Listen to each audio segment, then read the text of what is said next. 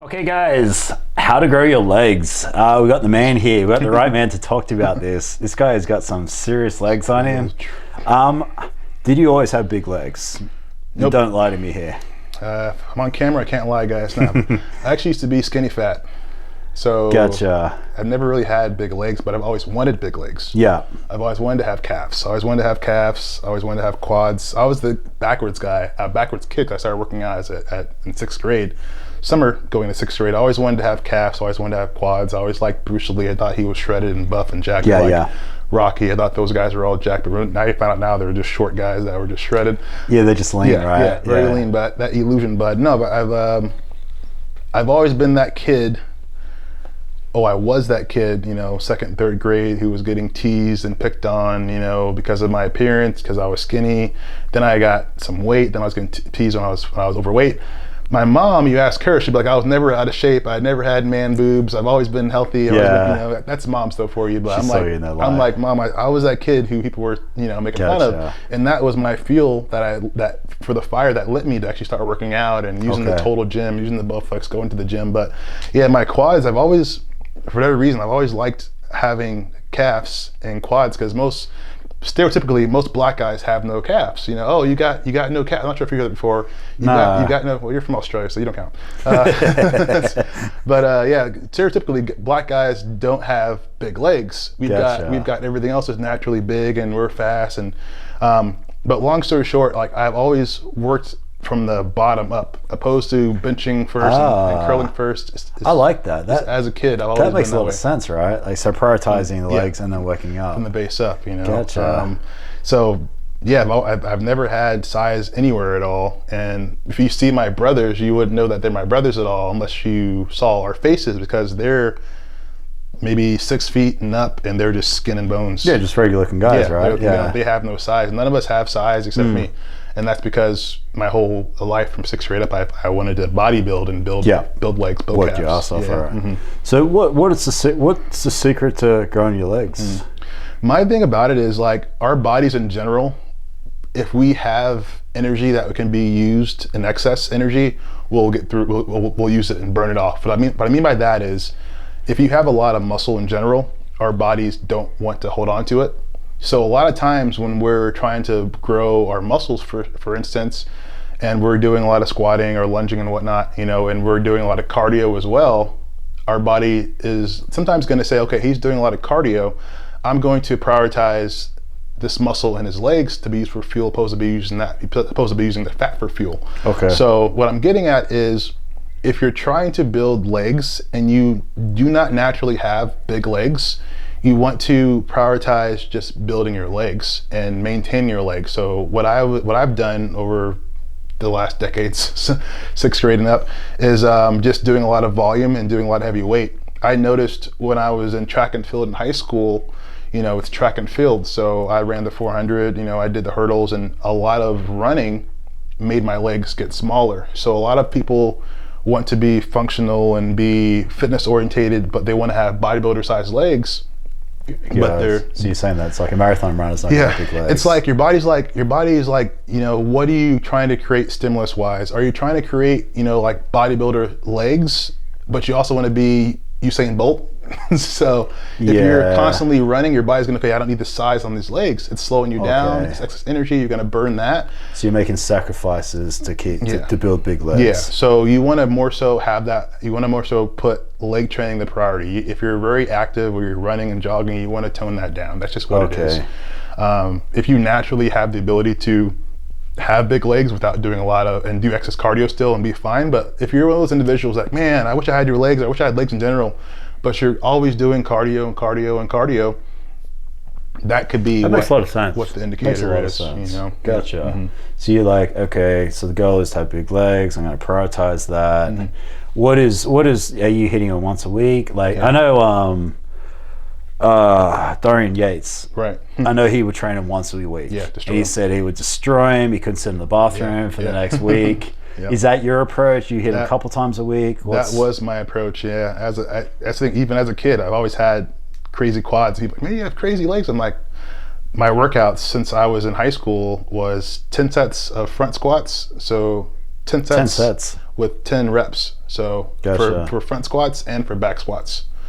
So I would do 10 sets. Just a workout in itself. Yeah, isn't it? that's workout in itself. And then I go into extensions and curls for the usual volume. But what I like doing for myself is a lot of bodybuilders are quad dominant to where we don't have very good hamstring development. And so I wanted to focus on my hamstrings and my quads. So I would do Monday would be quads, hamstrings would be Friday.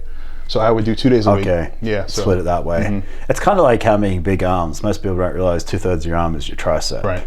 So by not having much hamstring, you're losing half your leg, aren't you? That size, that shape, the illusion. And a lot of us don't have the ability to turn on our hamstring because it's behind us. Everything behind us, we can't usually get that connection and turn on from our glutes to our hamstrings to our back. We don't have very good development. And that's one thing too. I've always been like, man, I want to have great back. I want to have a great legs. And that's one reason why I have a very good back as well, because the things that you don't see people with, I wanted to have that exact. Okay.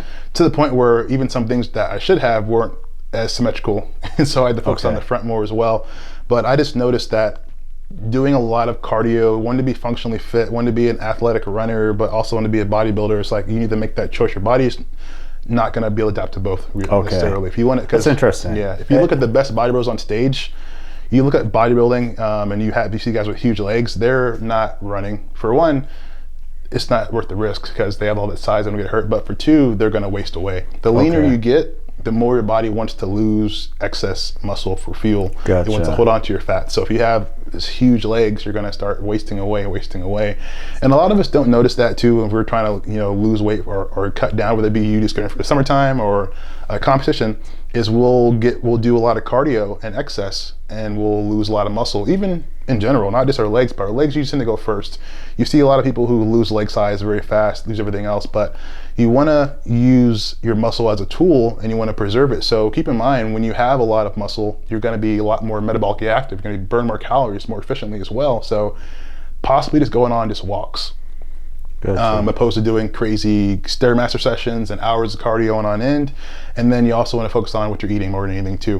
We know what you do in the gym has a very small amount of significance regarding calories burned opposed to what you do the rest of the day. Yeah. So if you can just be active the rest of the day as a bodybuilder, for those who want to keep their muscle in general, opposed to doing hours of cardio, in the gym, it's going to be a lot more using your diet more. Okay. Yeah, I know myself, anytime I've beefed my legs up and then I haven't been able to train for a week, or I've been injured, or I've been hiking, or I've got back into Muay Thai. Right. They just shrink back down. Your body doesn't need them. Yeah. It's unless I'm literally on a BMX or some type of bike where I'm pumping them up on a daily basis. I can't keep them as full as I like. Yeah. I've never competed. I never wanted to be a bodybuilder. Yeah. But I don't need legs your size, but I would like to have them bigger and fuller. You want legs still, yeah. But I find it very hard to maintain that fullness. Right. So it's funny that you say that. And people will say, why? Why can't I just run and do sprints? It's like, well, like I said before, your body wants to adapt and focus on that one stimulus. If you want to be a sprinter, it's going to get rid of what it doesn't need, excess muscle, exercise, and focus on that particular goal in hand. If you want to be a bodybuilder and put on more mass, you need to just focus on putting on more mass. Your body can maintain that and create that stimulus and get to that state of just growth. The main thing about it too is when you're training your ass off in the gym, squatting like a bodybuilder, sprinting like a world-class athlete, you have that cortisol. And we know how serious cortisol is. If your testosterone to estrogen and cortisol ratio is high, if you have high cortisol, it's going to lower testosterone. You want to have high testosterone, low cortisol. If your ratios are off due to overtraining, keyword overtraining, whether it be not recovering from the workout because you sprinted yesterday and then you did legs, a few days later without recovering, you're going to lose that muscle in your legs as well.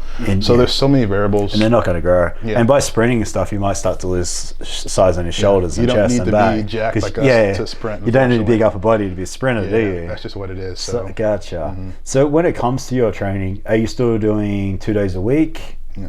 Right now, like you mentioned, it's funny, you mentioned Dorian Yates. I'm doing more of his training now to where he would train like 3, maybe 4 days a week. Very, very intense, balls to the wall. That's what I do now. So I'll go do leg day and I'll destroy my legs, obliterate them more than I'll maybe do I'll do a crazy amount of volume, a lot of heavy weights, a lot of negatives, drop sets, supersets, giant sets. How long is the session going for? Myself is for legs, if you include the warm up, like an hour and a half. If you don't include warming up, maybe like hour. How do you warm up your legs? I'll do a lot of static stretching. I'll do, for me, my hamstrings and my glutes don't turn on, as fast as I'd like them to. So I'll do a lot of mobility movements with my hips and my glutes to turn things on first as well. Okay. And like I said, sleds, anything like that? sorry. Sledding, like pushing sleds, anything like that? No, because the main thing about me is I want to still focus on my hamstrings and my glutes. My quads have a good amount of size to where they're still dominant in my opinion. So what I'll do myself is I'll do a lot of things with kettlebells to warm my legs up. I'll do a lot of ballistic movements to where I'm actually maybe doing some jumps as well. Okay. Just to kind of turn things on. So a lot of my things are actually static moves. I'll do a lot of static holds. Maybe I'll go into a glute bridge and I'll do a static hold. Maybe I'll do one leg, maybe I'll do two legs. Just so to turn driving the blood on. in there. Yeah, and I'll turn my core on too as well. And it's just more so because when I go to train, it's just intense. It's constant, very short rest movements, very heavy, very high volume. You're preparing for the war. Yeah, I'm like, I need preparing for the battle. I have no excuse not to be able to get through this movement. Yeah, I know a few times when I've jumped in too soon, I'm like, now I can't train properly because I can feel tweaks. Yeah. I can feel, and it's like not as fun anymore, and you have an excuse, but it's an excuse. Yeah, still. you feel like you're gonna hurt yourself. Yeah.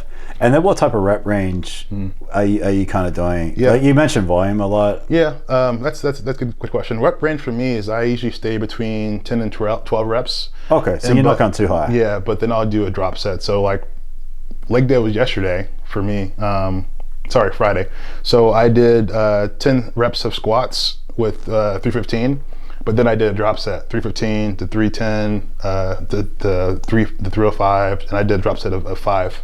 And I back to back or with rest in between? Yeah, back to back. Okay. So you don't 4 drop sets back to. So that's a lot of volume. So I mean, you're forcing your legs to grow at that point, aren't you? So your body, and ideally, if you want to, not saying to copy that, but if you were to do that, make sure you're under a split machine.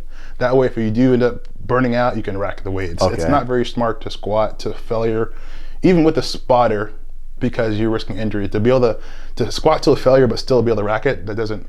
Logical doesn't make sense. If you're if you're using a machine or any kind of you can even use like a squat, like a hack squat, or you can use any kind of squat variation. I think if you're doing just a straight barbell squat to failure, it's not the smartest approach. And my whole thing, I think even we can both agree, is it's really better to work smarter and harder. Yeah. So using a machine, if you injure yourself, and you can't train for 2 months, that's the thing. All that leg work's going away, hasn't it? Then you're like, man, I really can't have big legs. Yeah. So. That's interesting. So, and then you're just using a lot of overload principles. Yep, progressive overload, negatives, drop sets. Because the thing too, like after you get to a certain size, in general, your body's like, hey man, I already have a good amount of muscle. What are you trying to do to me? You have to continue to confuse the muscle and do a lot of volume. That's the one thing too, where people stop growing, is they can't particularly find their groove on what they need to do to create that extra volume, create that adaptation. A lot of us are that new adaptation. Yeah, and then a lot of us aren't willing to push ourselves even harder and even harder and even harder. And that's the reason why I say too, if you can just focus on bodybuilding opposed to sprinting and everything else, your body's going to adapt a lot faster to hit that goal. Yeah. What do you think of like pre-exhaustion, like isolation, pre-exhaustions, things like that? Yeah, I like doing that as well. For me, I will go back and forth. I'm not sure how much you follow with Dorian Yates training or Mike Mincer as well before Dorian Yates. I'll do maybe one day, I'll do more isometric static holds. So right now, on Monday when I trained, before I trained on Friday, I did a leg extension. My first movement was a leg extension, but I did a static hold with heavy weights possible. I did maybe like around 180 pound static hold with the weight until I fully fatigued. How long are you holding it for? You mean a full extension? Yeah, full extension until I fatigue. But my goal is 40 seconds or fatigue. So 40 seconds. People are looking at me like, what the hell is this guy doing? And then once I fully fatigued, then I go into my squats. Gotcha. And then I do that, for 4 or 5 sets, depending on how my body feels. So that leg extension session would be probably harder than most people doing the whole leg session. Exactly. And then you're starting your workout. You're fatigued, then you're going to work after you. Yeah, it's like. Gotcha. And that's how you create that growth. And that's the thing too with legs, it's very hard to do legs, and you're seeing a lot of like memes and pictures. Women's legs are my size, guys' legs are like a quarter of the size, like women going through pain and their threshold is a lot stronger than us, and they're willing to push themselves and go heavier for their goal, maybe because they're able to bear children, or they just have that deeper, crazier mentality to train heavy. But you have to really have a lot of intensity and volume if your legs are not growing.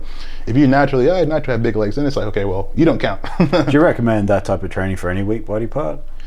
To an extent, yeah. You want to train smart and hard. So if you can create an intensity in a safe environment for anything that's not growing, I'd say yeah. I've always lacked chest because of my long limbs and maybe just me not knowing how to properly train. And once I figured out how to actually train where I'm creating that tension the entire time, benching, for instance, not staying on top for too long, staying on top for maybe a split second, coming back down, focusing on the squeeze and the range of motion and the angles, I was able to get more growth. But I think anything that you notice that you're training correctly in your eyes, that's not getting that stimulus for growth, you want to either change the exercise itself or maybe the tempo or the type of movement you're doing as well. So I would say, the volume, the intensity is everything, because once you have a good base, but you want more size, you have to really go out of your comfort zone and kind of change things up a lot more than usual, which is why it's cool to have, to maybe get a coach or maybe go on Instagram and look at videos or YouTube and see other people's approaches, and that might click for you, like, oh, that's a good idea, I'll try that out, opposed to trying to do everything yourself. I'm screenshotting stuff on TikTok all the time. I'm like, I want to try this. That's a great idea. That's smart. That's a cool angle. And last question, what do you feel about prioritizing your weak body parts? So say you want your legs to grow, that's your main focus. Should you be doing it Monday? Because what I find, if you leave it to the end of the week, you're probably going to half-ass it. If you miss a day at the gym, it's probably going to be the day that you should have been there. So is that something that you would do? Yeah, I agree with you on that. What I'd say, a lot of my clients that I have that have like weak problems, they want to bring up certain movements, whether it be a movement they want to work on or whether it be a group they want to grow in general. What I'll have them do, for instance, like they want to get a bigger chest, what I'll have them do is, if they're doing legs that day, I'll still, and their legs are fine to where they're not like the priority, we'll say, for the time being, I'd say do a set of chest. If your chest is that issue, tack on some. I'm actually going to do that today. Do a set of chest, maybe like 3 sets of chest, and then go into your leg movement. That little extra pump, that little extra stimulation. The thing about keyword is you said stimulus. Get that stimulus. Your body's having to adapt. That way you can still have a really good chest day in that week, but you're constantly giving it that stimulus without overdoing it to where you miss. And you forget you even touched it by the time you finish your other. You touch on chest and then you finish your leg, but you forget you're even done chest. Right. Completely forget about it. And arms, I would say the same thing. You can even, if you're doing chest that day and your arms are a weak point, just hit a little bit of arms afterwards, and then to the point, my whole thing, like in my thought process and from my experience, is it's not about going to the point necessarily to where you can't move at all the next day. If you can train more often, that's the main thing about it, because I always say consistency is the main thing. If you can be more consistent over the intensity, but if you notice that you're being very consistent but you're not getting the results you want, you can maybe create that more intensity as well. You want to consistent stimulus and then just upping those days. Precisely. Yeah, that's interesting. So just to summarize that, like 3 main tips on growing your legs. Yep. Is if your main thing is for growth, I'd say the most important thing is actually making your, I don't say lifestyle, but making your training split around leg growth. Okay. Then that's the thing we just talked about before. Not sprinting. Yeah, we talked about that just now too. With like, say your chest is lacking, and you're doing legs that day. You can flip it around. You're doing chest that day. Your legs are lacking. You can do your legs more often as well. Say you do legs twice a week, and it's very intense. It's very hard. You can still do something for stimulus. You can maybe do like leg extensions, leg curls. On a chest day, on a back day. Okay. Can you be on too much though? Sorry? Can you be doing too much where it's just going to cancel it out? You could be doing too much. The thing about it, if you feel like you're doing legs twice a week, like I do myself, you're doing Monday and Friday or just 2 days of your choice, and you feel that you're going to the gym. That's one thing too, is a lot of us do not keep track. I'm not sure about you. Keep track of our workouts. That's the key thing to really see if your workouts are being wasted, or if they're actually, you're actually, taking advantage of the workout and getting the actual benefit of the workout. If your goal is to get growth or even get strength, if you're not tracking what you're doing, okay, I squatted 225 this week, and then I squatted, 230, then 240, but now you notice you're going from 225 to 205, it could be you're overtraining. Okay. And that could be, once again, maybe your diet, maybe your sleep, maybe your stress. Either way, it's an overtraining state to where you need a break. So yeah, you could be overdoing it. If you'll feel a difference to where you go to the gym, you feel taxed, you feel you're not creating that, you feel you're not able to get that connection with your muscle. So it's to me, in my opinion, it's all about keeping a track on how you feel. Okay. When you do your legs each time, some people will do legs 3 days a week and they'll go intense and crazy, but they have the ability to recover from the workout, so they're fine. And that works for them. Typically, if you're starting out, like, hey, I have anywhere near you guys' legs, what do I do? Yeah. Once a week is totally fine. And do once a week, find 3 things of your choice that you like doing, and then stick with that. you know. So that's the first thing I'd say is just you want to just really find what works for you regarding the amount of stimulus you're going to give the muscle, and focus on legs. Your goal is to get bigger legs. You have to do it as much as possible without overdoing it. Keyword, find that sweet spot. Yeah. Gotcha. The second thing I would say too, it ties in like everything else, is your nutrition and your sleep. Are you getting proper, adequate sleep and food to actually get the growth? Okay, and obviously eating, because legs are obviously the biggest muscle, so eating enough so your legs are going to grow. That's the thing, you know, you can't be like, you know, that's women as well with their booty gains. They want to have no waist, but they want to have a huge butt. I'm like, if you're not eating enough, you're not going to be growing at all. That's interesting. And if you're eating enough too, you won't be losing weight at all too. It's like just proper choices of food. You know, some guys have the same stigma too. Some guys want to have a very nice waist still, but they want to have huge legs. I'm like, that's possible, but if you're not giving your body what it needs to recover and grow, you're going to go backwards, or you're going to be spinning your wheels. So adequate nutrition and the ability to eat enough to recover from the workout. So most people still neglect carbs. For those who are doing carbohydrates, or for those who want to get a good amount of growth, carbs are really good before you work out, after you work out, before you go to bed. I always say that all the time. Okay. Because that's needed for the fuel and for the recovery, and then before you go to bed, you can have lower the cortisol with the carbs, so you can get that better recovery as well. So you want to use carbohydrates as a tool if you're using it for growth and you want to minimize weight loss. Use it when you need it. Don't just use it to use it. Okay. The last thing I would say too, you know, I said before, is just make sure you're tracking everything. You've got to track every single thing that you do, from the macros, you know, to the training, to the days you train, to the hours you slept. If you're really, really, really consistent and really adamant about getting results anywhere in the body, if you're not tracking everything, you can't really say you tried, you know. Like, what did you do last week? I think I did too. Like, you think? Like, yeah. Okay. Any top athlete is going to have someone doing it for them, which is why people hire coaches, or they're going to do it themselves. You know, I think Dorian Yates had his logbook. He had it down to the T. Really, he was walk into the gym, that, stretch this muscle out, train this muscle here, this break. Every workout he wrote down. Like, and he's a champion. And right? look at him, Olympian, best in the world. Yeah, nuts. All right, there you go, guys. That's how you grow your legs. So if you got a better way, you got a different way, I'd love to hear in the comments, right? We'd love to see what they're doing. Definitely would. Cool, guys. See you next time.